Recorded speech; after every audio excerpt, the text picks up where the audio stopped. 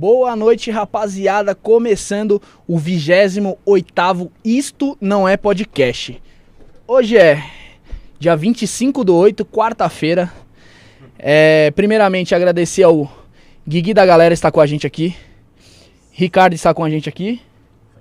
Francisco, né? Francisco tá com a gente aqui acompanhando também. O outro rapaz está ali fora. Rafinha está com a gente hoje. Passar os agradecimentos aí do pessoal que chega junto com a gente aí, né? Rede Trevo de estacionamento, aí mais de 150 pontos na cidade de São Paulo aí pra você estacionar seu veículo. Dá o tapinha, Rafinha, vamos falar logo. Quer dar o tapa no visual? Vai na Los Gringos, lá na rua Joaquim Carlos, lá no bairro do Pari. Tem também a Biovida, né? Nesse tempo de pandemia, você tá procurando um plano de saúde, procura lá, Biovida. Entra lá no Google, lá, joga Biovida, que o pessoal vai te dar uma atenção lá.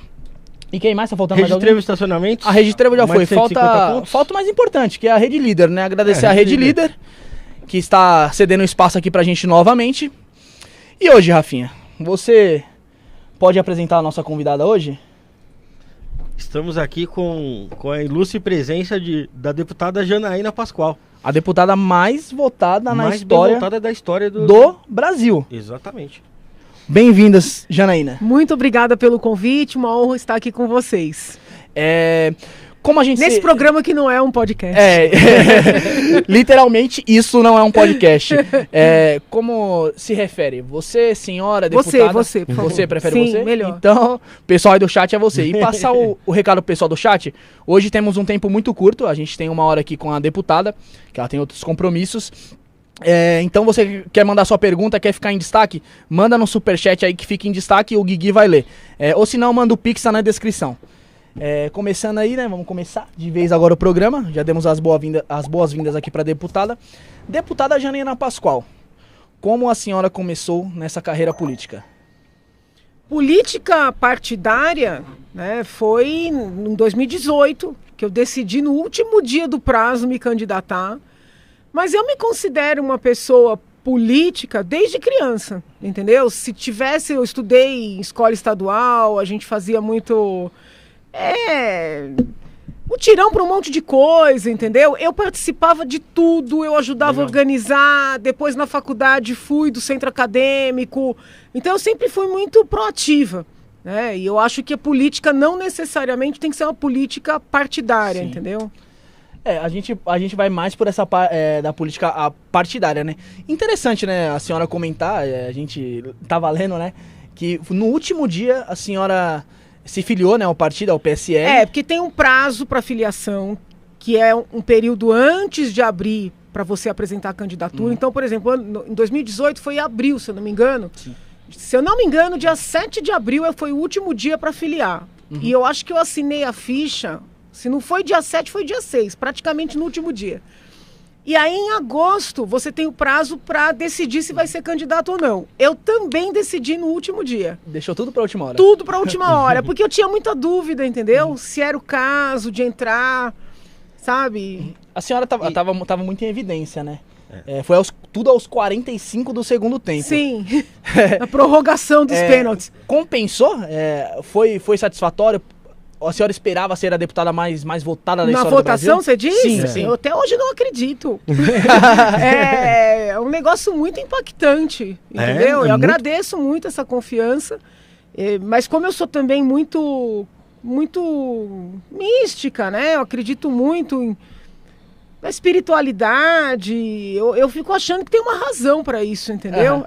Porque é muito voto, como você bem disse, não houve outro caso na história. E é provável que não haja, entendeu? Porque foi muito. E essa vida diária como deputada, foi o que você esperava? Tipo,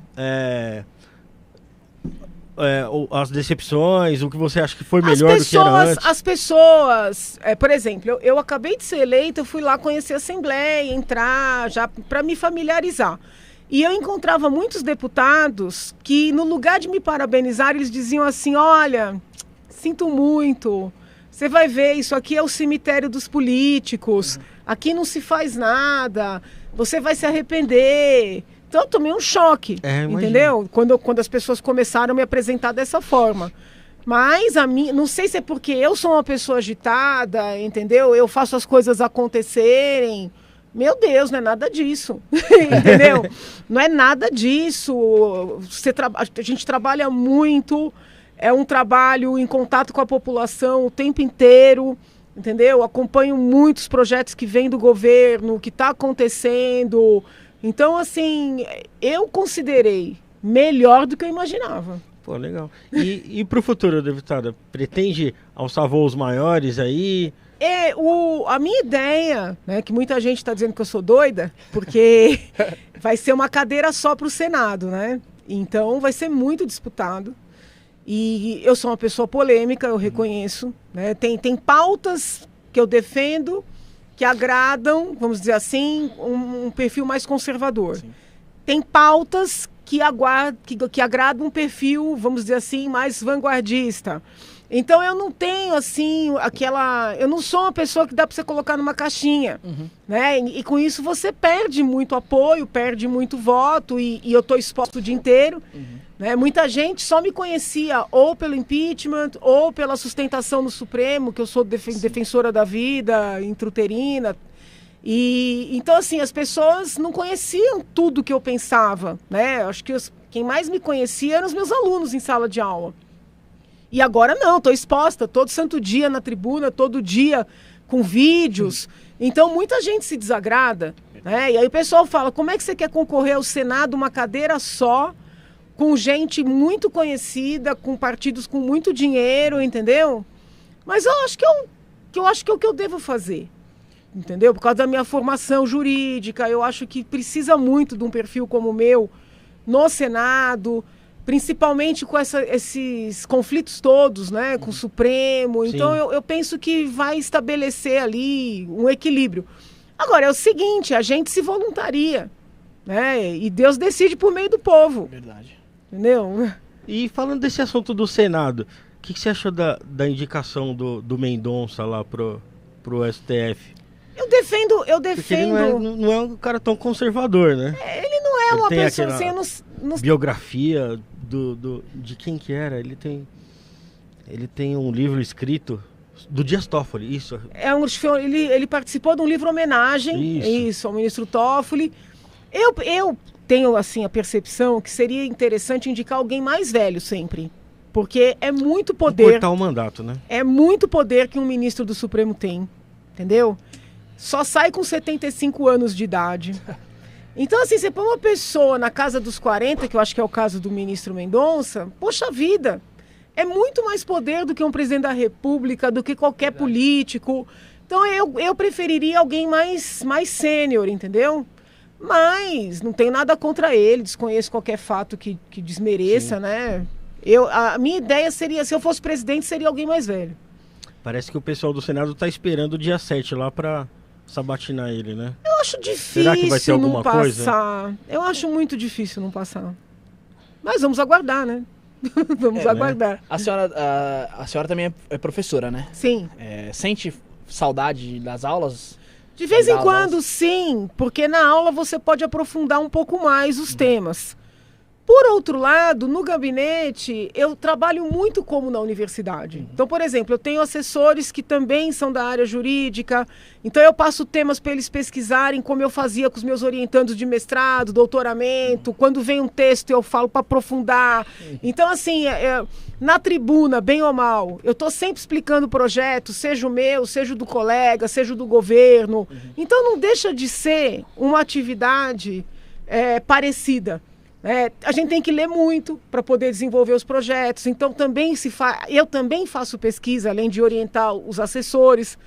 Então, assim, tô satisfeita. É meio que como um magistrado ali mesmo, né? Eu acho que é legal um professor assim, nessa área política, porque ele sabe lidar com uma didática que vários tipos de pessoas vão conseguir entender. É importantíssimo, né? Você tentar explicar, traduzir as coisas, entendeu? Isso é importante. E o que é muito legal, até aproveitar que vocês são jovens, as pessoas têm uma ideia muito ruim do legislativo. Mas o legislativo, quando você começa a entender a dinâmica do funcionamento, é como se fosse uma fabriquinha de leis. Eu até imagino um gibi para criança. Sabe? Entra um projetinho, aí para na Comissão de Constituição e Justiça, aí alguém faz uma proposta, né, de modificação, aí tem um debate, aí passa para a Comissão de Saúde, por exemplo. Então, assim, quando você entende essa dinâmica, é muito bonito de ver, legal. Entendeu? Então, assim, eu estimulo as crianças a se interessarem, a quererem ocupar esses espaços. Porque pode reparar, é muito de pai para filho, sem nenhum demérito para quem tem pai na política, para quem tem filho na política. Mas é interessante a gente incentivar pessoas que não são a entrarem também. Eu acho que se criou aquele negócio lá. Ah, política só tem gente que não presta. Ah, não vamos discutir política não, porque não se discute política. Eu acho que isso aí leva tem a manter gente os que nomes. Presta e gente que não presta em todo lugar. Sim, exato. Entendeu? Isso é um fato da realidade. Então, é que se generalizou num determinado ambiente. Mas a verdade é que tem gente que presta e que não presta em todo canto. Sim. O que ocorre muito na política é que as pessoas... Estava falando antes da gente começar. As pessoas falam muito, porque político mente. Mas quando um político fala a verdade, o povo não gosta. Então, o que acontece? Muitas vezes o político ele disfarça o que ele pensa com medo de desagradar a base. Sabe? Muita gente me escreve, você está cometendo suicídio político, como é que você falou isso? Você teve voto em tal parcela da população? Mas eu prefiro a transparência, né? Eu prefiro explicar por que eu estou votando daquela forma, por que eu propus aquela ideia, e se a pessoa se decepcionar, que é um direito, né? Mas pelo menos ela vai saber que ela não está sendo enganada, entendeu? É bem pior. Que ela não foi enganada. Eu vi a senhora falando algo parecido quando estava cotado lá para ser a vice-presidente, né? Sim. Né? Porque... eu até no dia lá da convenção, eu fiz questão de falar como é que eu pensava, entendeu? Porque eu falei, esse homem tem que ver, não tá comprando embrulhado, né? Tem que conhecer como é que eu penso, entendeu? E eu vi também que, na época, uma entrevista da senhora falou que não tinha topado, até gostou do Bolsonaro, o Bolsonaro entrou de acordo com o que a senhora pensava, mas que os filhos e o pessoal ao redor não, né? Hoje... Eu, na verdade, fiz uma contraproposta para o presidente, entendeu? De ficar em São Paulo, sediado em São Paulo, fechar o palácio da vice-presidência, a gente economizaria, teria uma estratégia de segurança também, porque eu acho que é estratégico o presidente e o vice-presidente ficarem em estados diferentes. Eu senti que ele gostou da proposta, mas não foram só os filhos, viu? Tem que ser justa aqui, foi o entorno, entendeu? Além dos filhos, ele tem todo um grupo ali que é um grupo assim... um pouco radical demais para o meu gosto. Então eu não era, para eles, suficientemente de direita. Entendeu? Olha que situação. Na USP, eu era estigmatizada como extrema-direita. E de repente eu estou num ambiente que é extrema-direita, que eles acham que eu não sou suficientemente de direita. Alguns Você é meio direita, alguns meio até que eu me dava muito bem, assim, falaram com muita transparência. Olha, nós não queremos você, entendeu? Você não é o que a gente queria, não é o que... E também as pessoas não têm ideia de como o cargo de vice-presidente, como ele é disputado. Então, todo tipo de intriga, todo tipo de confusão aconteceu. Foi um mês de diálogo pra gente tomar essa decisão e foi um mês de confusão na minha vida, entendeu? Poxa, imagina. Desgaste total, né? Então assim, eu acho que foi bom.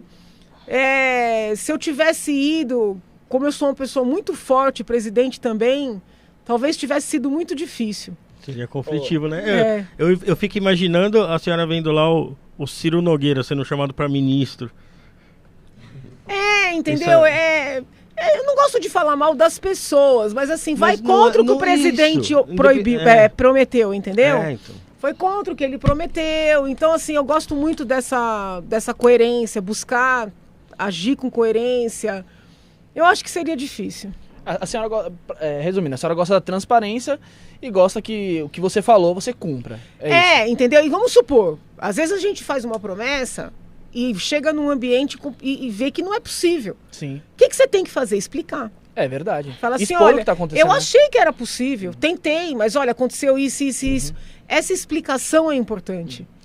Entendeu? É Você um não pode caminho que querer... levou até ali, né? É. Já teve algum caso que a senhora falou não foi desse jeito e teve que explicar pro seu eleitorado o que estava acontecendo? Sim, teve uma votação muito polêmica na casa que extinguia várias instituições e era um projeto que eu não gostava, que eu era contra, mas houve um momento que eu tive que decidir. Votar sim no projeto e conseguir tirar essas instituições. No caso era a FURP, que é um laboratório público, o ITESP, o Oncocentro, que trata de pessoas com câncer, principalmente câncer de cabeça e pescoço, e o IMESC, que é um órgão muito importante que faz laudos técnicos para investigação de paternidade. Nossa, é um órgão muito importante de realização da justiça, né? E eu precisei votar para conseguir tirar essas instituições, e também tinha todo um capítulo que aumentava o ITCMD, que é o imposto sobre doação e causa-mortes, eu consegui tirar. Foi mérito meu mesmo, entendeu? Mas eu tive que votar sim na parte que ficou. E as pessoas queriam me matar. E aí muitas vezes o pessoal faz muito jogo de cena lá. Fala uma coisa, mas tá com um acordo por trás. E eu não faço jogo de cena. E isso acaba me prejudicando. Porque quando as pessoas inventam caminhos, né, criam narrativas, elas se protegem. Como eu vou lá e explico o que está acontecendo, Dá uma desmontada? você só recebe ataque, entendeu? Eu vi muita coisa parecida assim na votação do LDO lá, né? Do fundo partidário. Mas isso aí foi lá em Brasília. Foi lá em Brasília. Isso, foi lá em Brasília. E tinha gente que falava que queria votar não e falou que votou sim porque tinha que aprovar outra coisa e tal. Lá essa questão deles, eles tinham um destaque. E aí eles votaram sim ao texto principal, esperando que iam votar no destaque. Tem gente que diz que eles inventaram essa desculpa, tem gente que diz que não, é difícil saber, entendeu? Num caso desse, né, talvez fosse melhor votar não desde o princípio, entendeu? Eu realmente sou muito... Mas por outro lado, o presidente vetou, né? Eu tive a impressão, de fora assim, que eles não aprovaram lá o 5.7 para jogar nos 4 lá e o povo achar que tá bom. Bilhões, né? Só pra falar. Mas assim, hoje, com a legislação que tá, não tem esses 4. Eles vão ter que fazer alguma proposta separada. Não tinha, o obrigatório são aqueles 800 milhões, né? Não tem esses 4, entendeu? Então, assim, vamos ver o que eles vão propor. Eu acho que deveria ou acabar de vez ou fazer o mesmo montante que foi na eleição de 2020. Eu não vejo justificativa para aumentar. Eu também acho. Ô, Rafinha, o Gui tá em mim aqui. Fala pro pessoal aí que tá... Fazer que nem o Cleiton aí. Já falamos aqui no começo aqui que o tempo é curto com a deputada, então o Cleiton mandou um superchat aqui pra gente. E ele fez uma pergunta aqui embaixo aqui. Então tá em destaque aqui a pergunta dele. Então, quer ter a sua resposta, sua pergunta respondida pela deputada Janaína Pascoal, manda o superchat que fica em destaque. Ele pergunta aqui, o Cleiton Pereira, tá? Janaína Pascoal. Janaína, o que você acha dos bilhões gastos pelo STF? Se a senhora pode dar uma... Ou você, né, como você falou no começo, pode dar uma opinião sobre isso. Eu fui muito crítica, né, de um edital que foi feito para contratar bebidas estrangeiras, bebidas importadas. Se eu não me engano, era lagosta. Foi um edital que ficou até famoso. A hoje deputada Carla Zambelli, inclusive, tomou medidas judiciais, conseguiu na primeira instância, foi revertida na segunda instância. Então, assim, o que eu penso? Né? Quem está no poder público tem que ter o cuidado. Não é que eles não podem comer, entendeu? Não é que não podem receber uma visita, servir um almoço, mas, assim, tem que tomar o cuidado de fazer esse almoço, esse jantar, esse lanche com alguma compatibilidade com a nossa realidade. Sim. Entendeu? Não dá para você fazer uma licitação com dinheiro público, comprando bebidas importadas, sabe? Então, assim... Mas o Brasil ainda vive muito essa mentalidade de corte, né? Sim. Entendeu? Quem tem o poder. Não, desculpa, tem o poder. Não, não é assim. Ele pode... Né? Não é assim. Agora, infelizmente, esse edital prevaleceu, entendeu? Prevaleceu.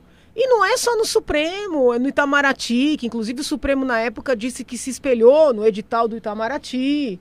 Né? É muito ruim isso, muito ruim. Tem mais um aqui, chegou mais um, só foi eu pedir, o pessoal mandou. O soldado ali do Grau, que tá com a gente aí, vai participar já do outro programa aqui. Ele mandou aqui um superchat, agradecer ele aqui. E perguntando sobre o rompimento, se houve um rompimento aí com o presidente, aí com Jair Bolsonaro. E se de tudo que acusam o presidente, se a senhora acha que ele poderá ir preso algum dia. Então vamos lá. Não houve um rompimento. O que tem é que eu falo o que eu penso. Então as pessoas acham que eu tô brigando. Mas eu não tô brigando. Entendeu? Inclusive quando eu falo porque eu quero que melhore. Ah, mas então por que você não liga para ele? Eu não tenho o telefone dele. Então assim, se ele não te deu o telefone novo dele, é porque ele rompeu, aí é questão dele. Eu não rompi com ninguém. Entendeu? Aí ele pergunta... Sobre a parte das coisas que acusam ele. Eu não vejo nenhum fundamento jurídico, nenhum elemento com que tem aí, né, com que é conhecido para prender o presidente. Eu não vejo. Como não vejo para receber pedido de impeachment contra o presidente, não vejo. Agora, como muitas prisões vêm acontecendo de maneira inusitada, né? É difícil alguém afirmar hoje que que uma prisão não vai ocorrer, sabe? É pouco provável, mas diante do que vem acontecendo, não porque ele deu razão, mas pelo cenário, não é impossível. E naquele caso do Luiz Miranda, deputada? Então, o caso do Luiz Miranda, quando o Luiz Miranda apareceu com a história de que o irmão dele estava achando alguma coisa estranha na compra... E veja, isso ainda está sendo investigado, não está esclarecido. Então, não estou aqui dizendo que não ocorreu. Mas eu dei muito crédito para o depoimento quando ele anunciou. Aí ele foi fazer o depoimento na CPI, eu levei muito a sério. Só que depois ficou um negócio estranho. Dando umas entrevistas de que, olha, não, eu tenho uma gravação. Olha, eu tenho um vídeo. Não, eu não tenho, mas eu não sei se alguém tem. Isso ficou então, estranho. assim, eu acho que a coisa saiu de uma situação, de uma denúncia ou de uma hipótese que alguém traz com uma seriedade e desculpa, caiu na palhaçada. Entendeu? Porque assim, ou a pessoa tem alguma coisa e deve apresentar por completo. Porque era um negócio maluco. Não, olha, hoje eu vou falar só isso. Então o que é? Prestação? Depoimento à prestação? Entendeu? Então assim, eu acho que ele por aquele comportamento, pelo menos da minha parte, perdeu crédito. Mas tem o irmão dele lá, né, funcionário do Ministério da Saúde. Será que tem algum indício de prevaricação ali? Do irmão, você diz? Do irmão, porque ele não tem documentado alguma coisa. Mas você está falando prevaricação por parte do irmão? Presidente. Eu não vejo prevaricação por parte do presidente. Porque se ele ficou sabendo de algo e não tomou atitude nenhuma... Mas assim, você tem várias autoridades ali, entendeu? Quando você está num cargo... Toda hora alguém vem fazer uma intriga. Você não tem ideia. Chega alguém, posso passar aí? Pode, senta, fala mal do outro. Daqui a pouco o outro, de quem esse alguém falou mal, chega lá e fala mal do um. Então, assim, a pessoa que está... Eu imagino isso comigo. Você imagina um presidente da República. Então, tem que ter um pouco mais de elemento de uma denúncia, algo mais consistente, para poder dizer que um presidente prevaricou. E ele não era a primeira autoridade, entendeu? Então, assim... Eu acho, infelizmente, que o deputado ali, não sei, aparentemente quis aparecer. Né? Por que não foi ele na Polícia Federal? Entendeu? Por que ele não fez Então, assim, com isso eu não estou desmerecendo. Vamos investigar, quero que investigue. Mas eu não sei, para mim perdeu o crédito. Deixou algum tipo de brecha ali em aberto, né? Esse comportamento. Ele foi numa CPI. Você tá numa CPI. Você tem um vídeo, você tem um áudio. Seja contundente. Sim. Não, aí depois foi no Roda Viva. Não, olha, eu não sei. Não sei se meu irmão tem. Pô! Ele falou que tinha o vídeo com o próprio presidente, né? Mas você entende que é complicado? Então mostra, meu. É verdade. Entendeu? Porque senão parece que tá... querendo alguma coisa. Meio que uma coisa pessoal contra o presidente, né? Ou tá querendo alguma coisa, uma ameaça. E não digo que ele tenha feito, mas pegou mal, entendeu? Falando aí nessa parte, tem mais alguma coisa pra falar referente a Bolsonaro? Alguma coisa aí dessa... Tem sim. Bolsonaro é assunto pra mais jovem. A senhora declarou que no Twitter, há um tempo atrás, que votaria no Bolsonaro novamente, né? Depende do cenário. Depende do cenário. Eu ia perguntar justamente isso. Esse voto seria um voto anti-Lula? Só nesse caso? Depende de quem for do outro lado. Assim, anti-Lula, com certeza. Eu não voto no PT. Sim. Eu não voto no PT, claro. Com todo respeito, só que se vocês forem petistas, eu tenho parentes petistas, então não quero ofender ninguém, mas eu não voto. Então, se for PT, ainda que não seja Lula, se for PT e Bolsonaro, eu voto em Bolsonaro. Aí, se não for, eles vão ter que ver o cenário, entendeu? Você acha que tem alguma terceira via ou não? Você acha que o cenário se desenha pra... Então, eu vejo ainda viabilidade, por exemplo, talvez seja até, assim, eu confio, né, no Moro, eu vejo. Mas agora já estão conseguindo emplacar uma mudança legislativa para impedir ex-magistrado de concorrer, né, que é, na verdade, uma coisa bem pro caso dele.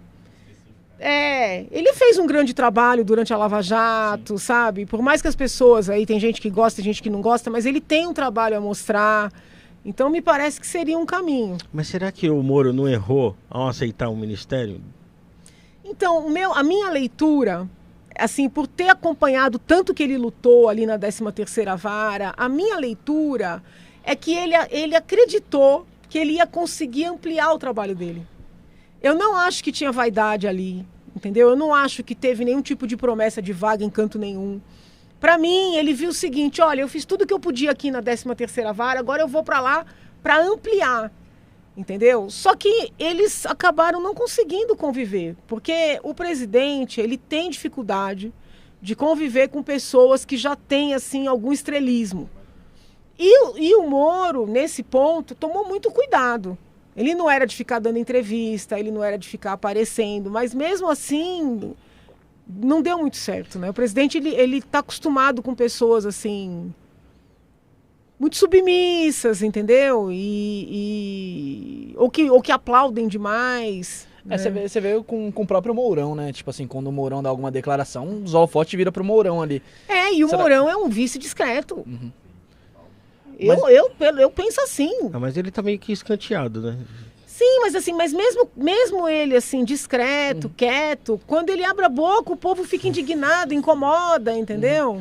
Mesmo se ele dá uma opinião ou a favor ou ao contrário ao Bolsonaro, ele Olha, algum outro pensamento do dia eu Bolsonaro. fiz uma publicação, porque eu vi uma matéria de que o Mourão poderia ser candidato ao governo do Rio de Janeiro. Do Rio de Janeiro, Poxa, eu acho ótimo. Né? O Rio precisa de um quadro. Praticamente os últimos governadores do Rio estão todos presos. Cana. Então, assim, eu falei, poxa, que bom se ele se candidatar. Foi eu fazer esse elogio, os meus seguidores que são bolsonaristas, mas a começar a me atacar. Mas uma coisa não tem nada a ver com a outra, entendeu? Por quê? Porque não, é uma devoção que tem que ter. Por isso que lá atrás eu já alertei que a dinâmica bolsonarista, dessa devoção, ela é muito parecida com a dinâmica petista. Vira uma religião mesmo, né? Porque você compra o pacote completo do negócio e tem que concordar com tudo. Se não concordar com um ponto, você já... É ruim. E eu tenho dificuldade com essas coisas, né? E o Moro, no caso da Lava Jato, aceitar esse ministério não deixa ele com descrédito quanto a isso? Eu entendo que não, é uma outra etapa, entendeu? Ele fez o trabalho dele, cumpriu o papel dele. Não dá a entender que ele foi um juiz, no caso que ele foi político, ele tirar um adversário da jogada? É que ele foi convidado quando praticamente já estava... Sim. Entendeu? Eu não vejo mesmo. Eu de verdade não vejo. Não, eu até não vejo, mas eu acho que dá espaço, dá brecha para os outros Muita gente verem. tem esse olhar, né? Muita gente pensa assim. Ó, Rafinha, tem mais uma aqui, deputada, do Mr. Rock, canal Mr. Rock tá com a gente aí, mandou mais um superchat pra gente, perguntando qual a sua opinião sobre o governo em relação ao combate à corrupção. Acho que, não sei se ele tá querendo dizer se... Ele tirando essa investigação aí ali na questão da compra das vacinas, do Ministério da Saúde, que ainda está em andamento, eu não tenho notícia de corrupção no governo do presidente Bolsonaro. Eu não tenho notícia. No combate, eu acho que ele poderia, vamos dizer assim, ele poderia ter fortalecido mais essa pauta. Né? Ele poderia não ter sancionado algumas leis que eu acho que abrandaram esse combate, entendeu? Poderia ter mandado outros projetos, eu acho que poderia ter sido melhor. E naquele caso lá do Rio de Janeiro, de trocar o comando da PF... ele falou que defenderia os deles, que não admitiria que... Lá atrás? Não, foi o ano passado, né? Não, acho que foi quando o Moro saiu. Foi em quando o Moro... 2019, acho. Tem até uma investigação para saber se isso seria interferência. É prerrogativa dele mudar o comando. Então, assim, uma coisa que eu acho engraçada, os governadores mudam comandante-geral, mudam secretário de segurança, mudam delegado-geral, ninguém fala isso assim. Várias vezes por ano, às vezes. Ninguém fala, nossa, mas ele está interferindo. Aí o presidente muda, aí é interferência, inclusive criminosa. Então, nesse ponto, por mais que eu seja crítica, a gente tem que ser justo, entendeu? O que criticam nele, não criticam nos outros. Mas eu acho isso um ponto bom para a população, né? Entendeu? Não criticam nos outros. Quer dizer, então, que o governador troca qualquer secretário, convida qualquer pessoa, né? É prerrogativa do governador. O presidente não. O presidente não pode nada. Mas ali, deputada, não foi... pode ser prerrogativa dele, é legal, mas moralmente, no momento de investigação ali do Flávio e tal, trocar o cara que está investigando ali, não sou estranho? Que eu me lembre, não foi isso que aconteceu, posso estar equivocada. Que eu me lembre, ele trocou o delegado-geral. Ele queria trocar o delegado-geral, o ministro Moro não queria. Que eu me lembre, tá? O embate foi no delegado-geral. É que foi o desgaste entre ele e o Moro ali que acabou resultando o Moro saindo. Isso. Deputada, tem mais uma aqui. O pessoal tá perguntando aí, nesse assunto de interferência aí, em relação à interferência aí do STF. Não sei se a senhora pode dizer alguma coisa. Em relação à interferência do STF em diversos assuntos atuais. Se acha isso válido? Se acha que existe algum perigo nisso? Acho que em questão a pessoa tá querendo dizer referente à democracia ou algo do tipo. Nos debates da legislação, entendeu? Hoje em dia, todas as cortes constitucionais, elas são muito proativas. Então aqui tem muita gente que diz que qualquer decisão do STF que seja um pouco mais abrangente já é interferência. Eu não concordo com isso, tá? Se a gente for olhar nas outras cortes constitucionais, elas também são muito proativas. O que está me incomodando é a atuação do STF com esses tais inquéritos, que são sigilosos, que são instalados de ofício, entendeu? Que o Ministério Público pede para arquivar e eles não arquivam. Quando arquivam, instauram outro igual. Esses inquéritos que são distribuídos de maneira direcionada. Entendeu? Eu além de professora, eu agora estou afastada da advocacia para exercer meu mandato com exclusividade, mas eu sou advogada. Entendeu? Eu tenho a prática. Entende, né? A distribuição do inquérito, de um processo, ela tem que ser livre. Entendeu? Vamos supor, eu sou a presidente aqui desse tribunal. Eu não posso dizer, olha, é para você. Tem que ter um sorteio. Ou um sorteio manual, que não existe mais, um sorteio do computador. Entendeu? Não pode. Então, assim, o que tem me intrigado não é o STF decidir em causas constitucionais de maneira mais vanguardista, que muita gente critica. O que me intriga e incomoda muito são esses tais inquéritos. E outra, tudo assim, por exemplo, não, porque atos antidemocráticos. O que é isso? Que bomba se explodiu? O que se depredou? Quem foi atacado? Não, são cartazes. Gente, pelo amor de Deus.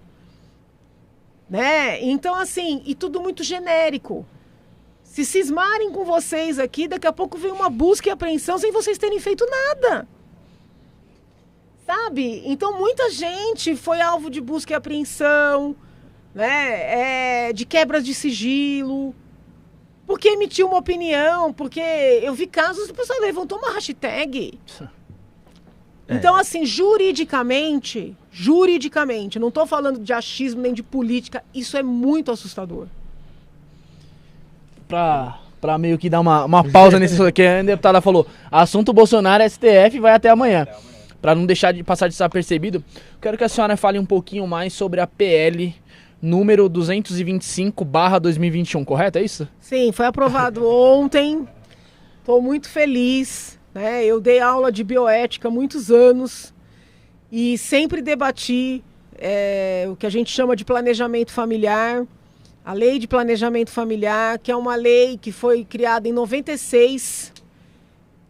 Na época foi uma grande conquista, mas ela tem muitos entraves. Então, quem está me ouvindo sabe que eu não estou mentindo. Vocês são mais ouvidos por homens ou por mulheres? Eu acho que é mais mulheres, né? É. Então as mulheres principalmente sabem. É muito comum, a mulher já tem 2 filhos, está grávida do 3º. Vai procurar o médico. Isso até no privado, não é só no público não. E fala, olha, doutor, no nascimento do meu 3º filho eu quero fazer a laqueadura, né? Que no projeto chama esterilização voluntária. Eu quero fazer a laqueadura. O médico vai dizer não.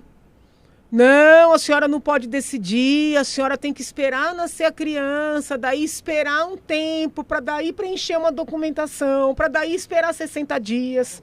E não é raro. O parceiro tem que concordar. O parceiro tem que assinar autorização. E não é raro quando essa pessoa volta depois de tudo isso, já está grávida de novo. Entendeu? Então, assim,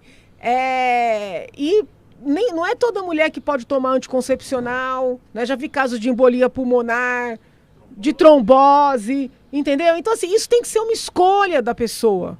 É claro que a pessoa vai ouvir o médico, vai debater, o projeto é muito claro, vai ser conscientizada, esclarecida, informada. Então, o que eu fiz? Eu tirei alguns entraves que com os dias de hoje são incompatíveis, entendeu? E eu fiquei muito feliz com essa aprovação, o projeto está indo para a sanção, eu espero muito que o governador não misture questões políticas, né? Eu sou muito crítica com os projetos que chegam do governo. Eu procuro melhorar os projetos, entendeu? Já votei sim, já votei não, mas eu sou muito crítica. Eu sou uma deputada que dá trabalho, eu sou chata, entendeu? E eu peço que ele não misture as coisas, porque esse projeto que a Casa aprovou ontem, ele vai ajudar a população. Entendeu? Ele tem que ajudar a população. Então eu espero que o governador olhe com esse olhar. Sim. Eu acho que tem que aprovar também, né? Porque o que a gente vê de criança na rua aí, o que a gente pode ser evitado. Às vezes a pessoa engravida e não tem condição de não tem condições de cuidar. A pessoa de periferia, né? É que nem a senhora falou. Às vezes ela teve o 3º filho, pede a esterilização, é que fala, né? Não consegue. E quando volta, já tá com o 4º filho na barriga. Já. É muito difícil. Hoje em dia, quem tá tentando fazer sabe que é praticamente impossível. Né? E assim, tem também muito interesse, né? Para vender anticoncepcional pro governo. Entendeu? Porque se você quer fazer política com anticoncepcional, né? Tem interesse que não aprove, entendeu? Então, assim, eu peço mesmo que aprove, porque eu acho que a população vai sair ganhando. Legal, só falta a assinatura, então, do nosso governador. E voltando lá antes de a gente, que o tempo é corrido, antes de a gente entrar no assunto lá da antiga presidente Dilma, né? Lá em 2019, chegou a sancionar uma lei referente a que garante a cesárea na rede pública. Isso aí foi da senhora também, né? Sim. O que acontece? Com a graça de Deus, porque assim, a gente conseguiu aprovar essa lei foi sancionada, entrou em vigor. Um monte de gente conseguiu ter o seu bebê por cesárea, ligaram no gabinete agradecendo e tal. Aí um colega lá, um deputado, alegou que seria inconstitucional. TJ aqui de São Paulo derrubou a lei. Aí a Procuradoria da Assembleia, que é um time de juristas de ponta, eles entraram com vários recursos e o Supremo declarou que a minha lei, que a nossa lei é constitucional. Então hoje, né, qualquer mulher tem direito a decidir, ela tem direito a participar da decisão da maneira como seu filho vai nascer. É claro que se o médico falar, não, minha senhora, mas no seu caso não tem jeito. Então o médico também vai ter voz. Só que, assim, no setor público, a mulher não é ouvida, entendeu? Eles o parto normal, imposto, sem anestesia, muitas vezes a mulher fica horas, eu já vi casos de 40 horas de trabalho de parto com dor. E o pior não é a dor. O pior é que muitas vezes a criança fica sem oxigênio, tem casos de morte no ventre, tem casos de criança com paralisia cerebral. E esse projeto, ele vem ao encontro da autonomia da mulher, entendeu? Ela vai poder participar. Muito caso, a mulher chega, já estourou bolsa, não, quero fazer cesariana. Não vai fazer, entendeu? Tem que ficar esperando. Então, assim, não é possível que a mulher siga não sendo ouvida. Não é um projeto que manda fazer cesariana. É um projeto que dá autonomia. Sim. E o CFM, desde 2016, já tem resoluções nesse sentido. Então, o que acontecia? A mulher que tem condição, que tem um convênio, tinha, e a que depende do SUS, não. Poxa, entendeu? Então, a gente está aqui buscando equiparar, entendeu? E assim, deputada, a gente vê que a senhora tem leis aí para ajudar as mulheres e tal. E a gente está na onda do feminismo aí. O que a senhora acha desse pessoal aí, da mulher na política, veja cota? As feministas não apoiam os meus projetos. Os meus projetos são projetos que dão voz, que dão força, que dão autonomia às mulheres, entendeu? Nesse aspecto, eu até seriam projetos, vamos dizer assim, feministas, né? De empoderamento, que eles dizem. Mas as feministas, que são as que se apresentam como tal, né? As deputadas de esquerda, elas não apoiam. E além de não apoiarem, elas atrapalharam muito. Né? Eu consegui aprovar esses projetos apesar delas. Né? Então, por exemplo, lá na Assembleia, essa semana, todas as mulheres de esquerda votaram contra esse projeto. E são mulheres que defendem o aborto. Então eu fico pensando, né? Elas votaram contra também o outro da cesárea, do parto. Então eu falei, peraí, a mulher não tem capacidade para decidir se quer ter parto normal ou cesárea, segundo elas. Não tem capacidade para decidir se quer fazer uma laqueadura, mas tem para decidir tirar o bebê? Então percebe como é esquisito esse raciocínio? Né? Pode tirar a vida de uma pessoa, né? Porque eu sou contra. Entendo que não. A gente vai evitar, a gente vai planejar, a gente vai evitar. Mas está grávida, vamos dar seguimento a essa gestação, né? Seja para conseguir se estruturar para cuidar, seja para encaminhar para adoção, que já existe essa previsão nas nossas leis, entendeu? Deputada. É que eu acho que antes de chegar nesse ponto do aborto ou da laqueadura, o que falha é a educação, né? Falta de informação. Falta de informação mesmo. Falta de cultura. Então, mas eu acho que talvez a cultura, entendeu? Sim, então, por exemplo, tem coisas que me preocupam muito. Essa banalização do início da vida sexual de jovens, adolescentes, por exemplo. Né? Esse povo da esquerda adora dizer, menina de 14 anos, estão se conhecendo. Fala, não, são jovens, são adolescentes, tem que segurar isso aí, entendeu? Tem que retardar o início da vida sexual, porque é muita responsabilidade. Agora, se você só ouve, não, que é isso mesmo, né, que é normal, entendeu? Então, assim, é um discurso esquisito, é um discurso que estimula. É que eu acho que tem que ter um equilíbrio, né? Não pode ser nem tão radical e também não tão solto. Sim, eu acho assim que você tem que orientar. Isso, né? Exatamente, tem que orientar. Porque entendeu? senão, fala lá, você não pode fazer isso e tal. Aí o menino vai lá, vê que é legalzinho e tal, a menina também e tal. E aí acaba fazendo besteira. Mas eu acho que você tem que orientar, entendeu? Quanto mais você conseguir postergar, quando for iniciar a vida sexual, vamos prevenir, entendeu? Sim. Prevenir gravidez, prevenir doenças sexualmente transmissíveis. Não se fala mais de preservativo. Né? Por quê? Porque é interessante vender kit aí de antiviral, entendeu? Porque preservativo, comparando com tudo que tem, é barato. Mas o preservativo é melhor, né? Do que... É a fórmula mais eficaz. E inclusive de você não pegar uma doença, entendeu? Não transmitir. Então, assim, tem que começar a conversar sobre essas coisas, só que também não concordo que se fale sobre isso quando a criança é muito pequena, que é uma pauta da esquerda. Eu acho... Debater esses temas com criança muito pequena. Eu acho que tem que ter algum tipo de informação com a criança pequena, mas não da forma sexualizada, né? Tem que falar assim, se alguém pegar aqui, não pode, não deixa, se alguém passar a mão ali, se alguém falar isso, é errado. Pra criança se proteger. Pra criança se proteger. Né? Sim, não acho que tem que sexualizar a criança, Sim. mas eu acho que tem que ter informação. Deputada, veio aqui o capitão Silva Rosa, né? E ele falou que Capitão da Rota. Ex-capitão da Rota, ele falou assim que aqui no Brasil a gente precisava resgatar a moralidade primeiro, para depois pensar em fazer política. A senhora acha que é mais ou menos nesse caminho ou não? Vamos fazer tudo ao mesmo tempo, né? Eu acho que a gente não... A vida ela é muito ágil, não tem como você separar as coisas, entendeu? A gente tem que ir discutindo. Vai apresentando um projeto, vai debatendo, entendeu? Vocês aqui com o programa de vocês ajudam a instruir as pessoas também, sabe? A gente vai fazendo as coisas, não dá pra você esperar. É muito isso. Qualquer coisa que a gente queira fazer, a pessoa vem com... Não tô brigando com o teu convidado. Sim. Mas a pessoa diz, não, primeiro tem que tal coisa. Tudo bem, mas nós não temos esse tempo. Entendeu? Não, que primeiro... É que nem...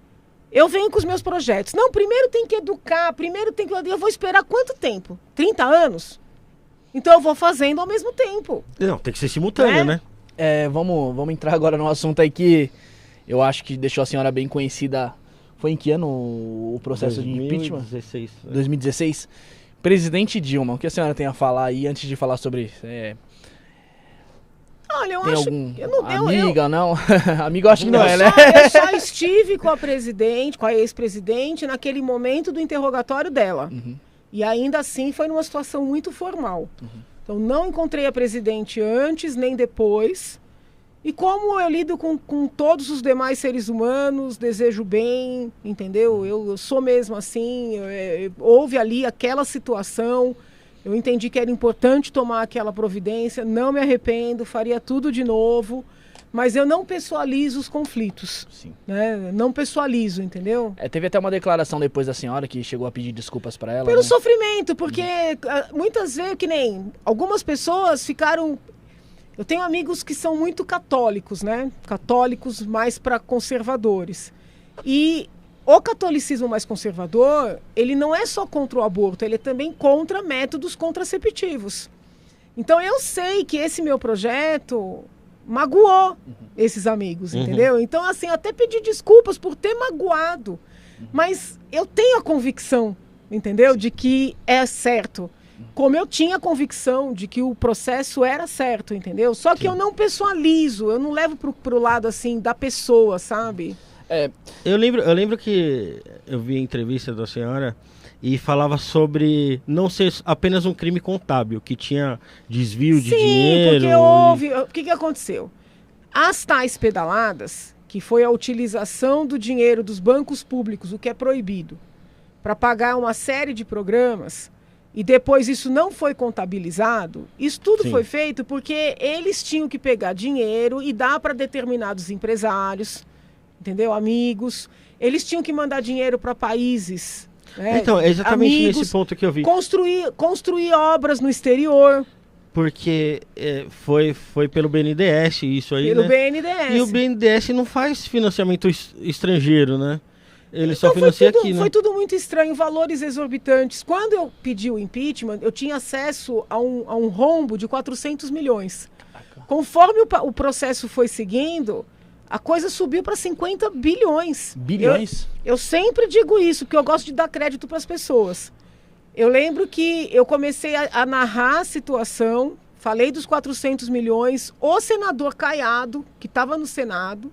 É o governador do Goiás hoje? Sim, pediu para a assessoria dele levantar a documentação. Foi ele que chegou nos 50 bilhões. Caraca. Entendeu? Então foi muito dinheiro.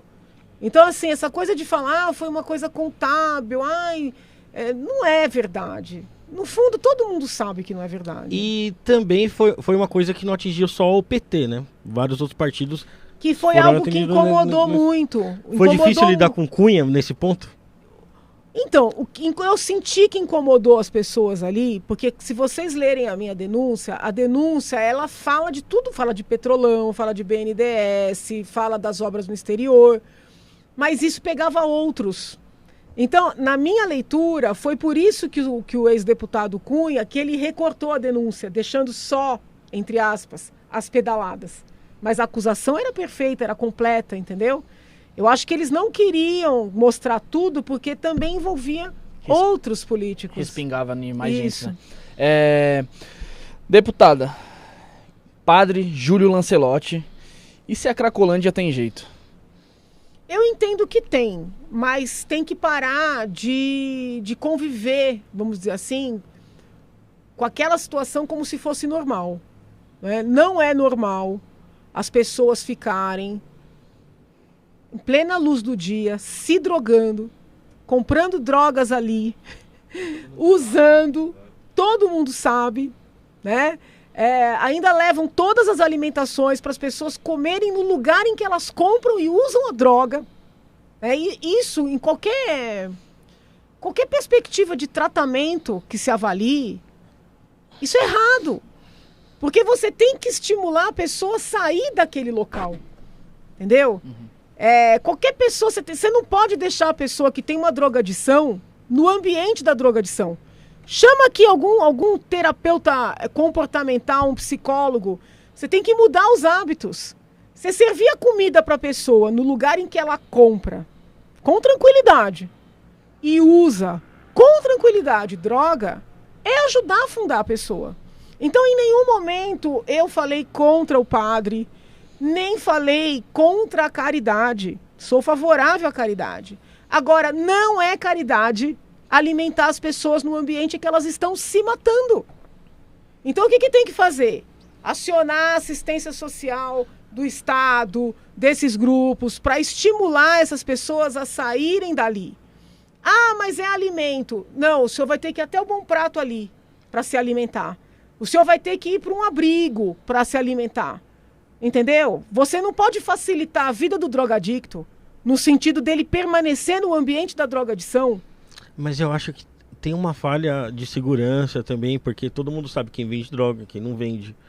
Né? Mas é isso que eu digo, existe uma conivência de todos, entendeu? As pessoas normalizaram aquela situação. Aquilo não é normal. A alimentação é um ponto muito menor do que esses outros, nessa questão de saúde pública mesmo, né? Mas veja bem, quando a OAB fez um convênio com a Defensoria Pública, com o Tribunal de Justiça, junto com as famílias, porque as famílias, muitas vezes, ficam anos procurando seus parentes. Sim. Para identificar essas pessoas e tirar essas pessoas dali com um processo judicial, tudo direitinho. O padre ficou contra. Muitas ONGs ficaram contra. Então, peraí. Agora a reclamação é de que eu fui desumana, porque não quero que dê alimento e porque o Estado não faz nada. Mas quando tentaram fazer, ficaram contra. Nesse caso seria uma internação compulsória? É uma internação involuntária, no sentido de que não é a pessoa que está pedindo, mas um parente pede, passa pelo promotor de justiça, passa pelo juiz, passa pelo advogado. Eram 70 advogados trabalhando de graça nesse projeto. Entendeu? Então, assim, o que a gente tem que entender dessas pessoas que pedem para a Cracolândia resistir, inclusive, né, tem ONGs, o que elas querem? Ah, porque o Estado não faz nada. O que elas gostariam que o Estado fizesse, exatamente?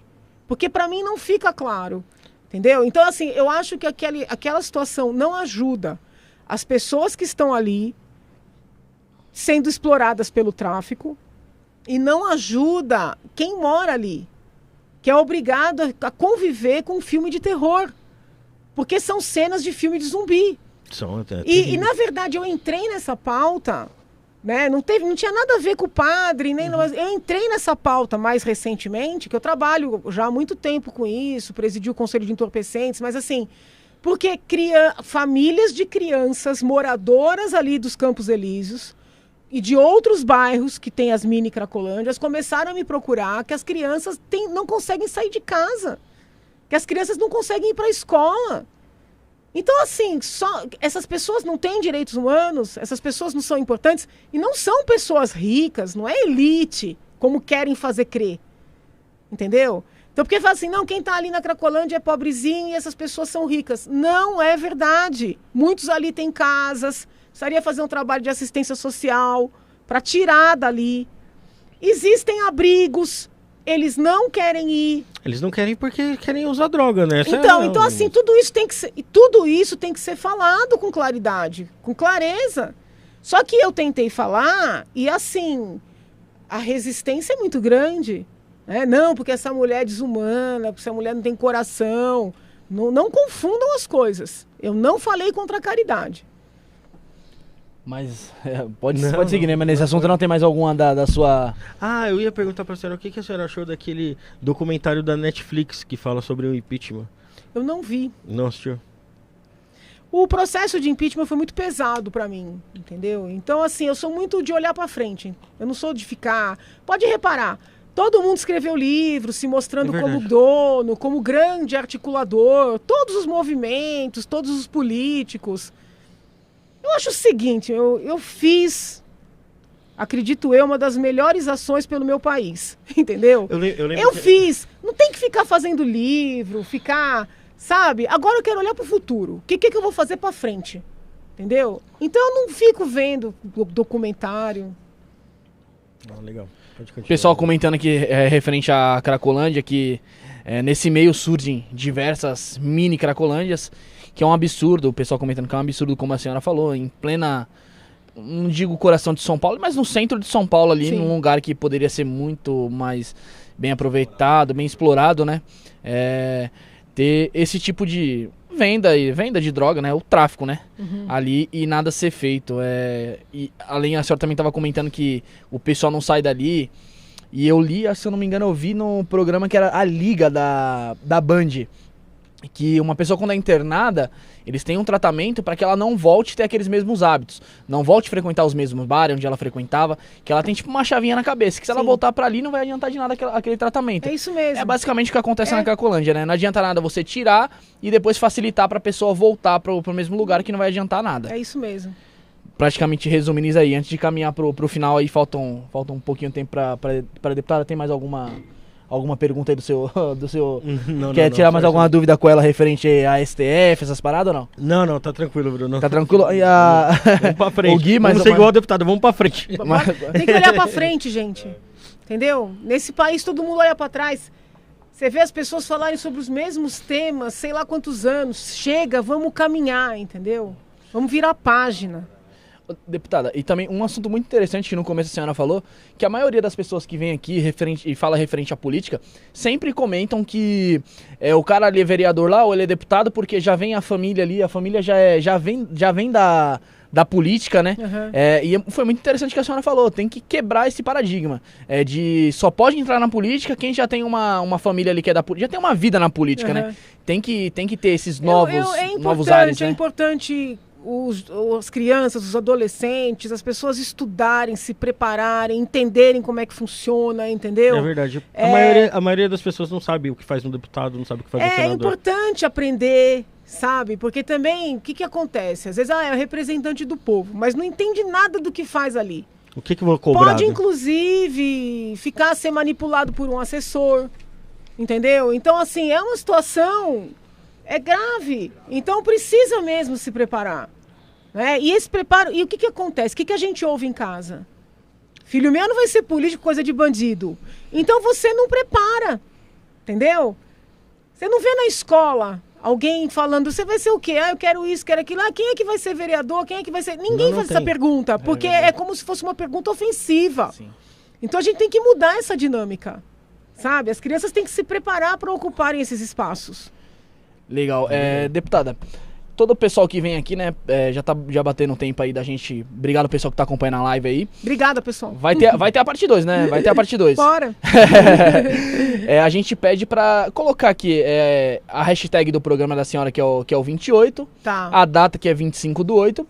E colocar uma dedicatória ou alguma frase aí, algo que a senhora é importante aí pra gente. E uma assinatura da senhora. Tá bom. Antes de eu fazer a pergunta final aí. A hashtag 28. Peraí, hashtag 28. A data de hoje, que é 25/8. Olha que número interessante. É verdade, né? Verdade. Vou jogar no bicho amanhã, tô brincando. Tá. Colocar uma dedicatória ou algo do tipo ali que a senhora sente no coração pra escrever pra gente aí, que vamos ler no programa de número 100, se a gente chegar até lá, como o Felipe diz, sempre diz. O Felipe que não está com a gente hoje aqui, mandar um abraço muito especial pro Fê, pra Sarinha. Antes de fazer a pergunta final pra deputada, Gui da galera, tem alguma pergunta aí, algo do tipo? Pergunta não, né? Suas considerações finais. Tenho pergunta, meu, só uma aula ótima. O cabo tá meio ruim aqui. Você emocionou hoje, Guilherme? Mano, oi, fala mais perto desse aí aqui, tá vai. Ótimo, não, aqui foi. Queria agradecer a presença da deputada, muito didática sempre, todo mundo conseguiu entender, o chat tá uma loucura aqui, todo mundo acompanhando. Que bom. Quero muito a parte 2, com um pouco mais de tempo, pra gente falar de outros assuntos também, não só política, sabe, porque a gente geralmente aborda vários assuntos assim, né. E é isso, só agradecer mesmo. Que bom, obrigada. Agradecer ao Ricardo que veio hoje aqui, especialmente para ver a senhora, é seu fã. Que lindo, ele é tão quietinho. Foi a primeira vez que ele veio aqui, ele é convidado, é amigo da minha esposa. Pediu para vir aqui quando eu falei, falou, pô, posso ir lá? Eu falei, pode ir lá. Posso tirar uma foto com a deputada? Eu falei, é com ela. Claro, uma honra, claro. Agradecer ao Francisco que teve a paciência de ficar com a gente aqui. Rafinha. Opa, quero agradecer a todo mundo que acompanha a gente, agradecer a deputada, né? Tem um amigo que mandou aqui falou que está acompanhando a gente, que é fã da senhora, que é o Renato, que é PM lá do Mato Grosso do Sul. Beijo, Renato. A gente sempre debate política lá, ele sempre defendendo a senhora lá no grupo. Ai, que lindo, que lindo. E antes de fazer a última pergunta final, que é rápida, para a deputada, agradecer todo mundo que acompanhou a gente aí, mandou superchat. Pessoal que veio pela deputada, se inscreve no canal. Daqui a pouco, 8h15, tem um... Como que é o nome do rapaz mesmo? Eu sempre esqueço, o Evandro? Evandro do canal Mangá aí. Vai falar referente sobre mangá aí com a gente. Então fica aí, se inscreve, compartilha. Agradecer a todo mundo. E para finalizar, deputada... O Ricardo. Você não falou? Não Fala, Ricardo. Fala, Ricardo. Deixa ele falar. Fala, Ricardo. Bom, doutora, então, primeiro eu gostaria de agradecer a senhora pelo empenho da senhora pelo nosso país e que a senhora nunca desista de fazer o bem por este país, porque a senhora é um grande exemplo de vida para mim. Ai, que lindo. Inclusive, quero estudar direito por conta da senhora. Ai, que lindo. Meus parabéns. Obrigada, e continue assim sempre. Obrigada. Que Deus lhe abençoe muito. Amém, a todos nós. Que lindo. Muito obrigada, Ricardo. Este foi o Ricardinho, diretamente de Ermelino Matarazzo. Se o Guilherme não se emocionou, hoje ele se emocionou. Então vamos lá. Deputada Janaína Pascoal, a deputada mais votada na história do Brasil. Fez história, com mais de 2,2 milhões de votos. Isso é um absurdo. Isso falando em âmbito estadual somente. O que é a vida para a Janaína Pascoal? É um desafio. É um desafio, é um presente de Deus. É um presente que a gente tem que usar pro bem, entendeu? Nossa, eu sou apaixonada pela vida. Sou apaixonada pela vida, agradecida. Gosto que as pessoas gostem de viver, que aproveitem a sua vida pro bem, entendeu? Ficou aqui 2 horas falando da vida. É isso, então. Agradecer, deputada Obrigada, Janaína amor. Pascoal, Obrigada, por essa gente. aula que ela deu aqui hoje. Estou sempre à disposição. E Posso fazer um pedido? Pode. Tem vários aí protestos sendo organizados, né? Não importa em qual protesto você vá, entendeu? O país precisa de paz, né? O país precisa de tranquilidade, precisa de estabilidade. Então, se for protestar, que é um direito constitucional, vai com amor no coração, entendeu? Vai para defender suas pautas, não vai para provocar, nem para ser provocado, nem para ceder à provocação, tá? Eu acho que é um momento que a gente precisa de estabilidade. Então não vou falar contra ninguém protestar, é direito, mas eu peço encarecidamente essa consciência nesse momento, tá bom? Obrigada, gente. Saúde. Obrigado. Obrigada. Que bom. Rapidinho pra foto.